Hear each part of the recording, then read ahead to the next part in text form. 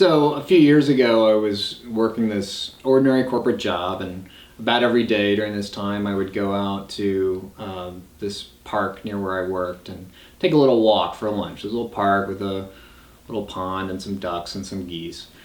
So on this particular day, I was out for one of my lunchtime walks, and I was just starting the walk, and it was all of a sudden as if a hand came down from above and ripped a veil from off of my eyes. And everything around me, the whole scene became sort of brighter and more vibrant, like I was seeing the life force of everything.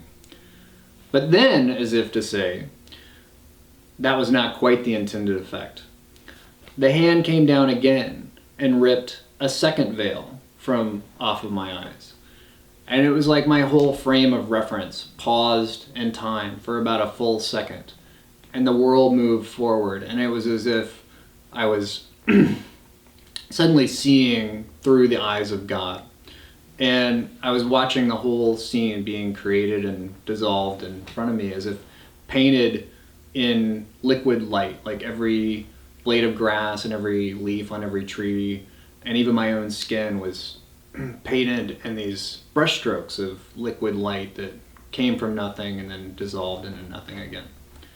And so I just walked around the scene, just taking it all in, experiencing everything that I could experience, looking at the difference between the animals and the plants and the cars and the man-made objects, and listening to the sounds and feeling with the intense bliss that came along with this, and even watching my own experience.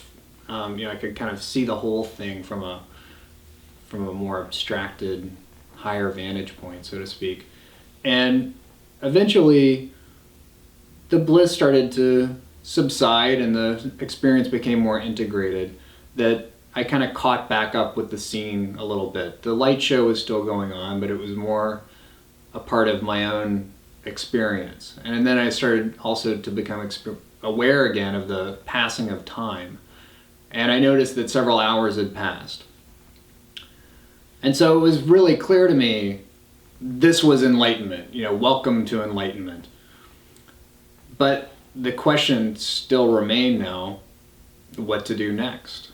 Do I go back to work or what?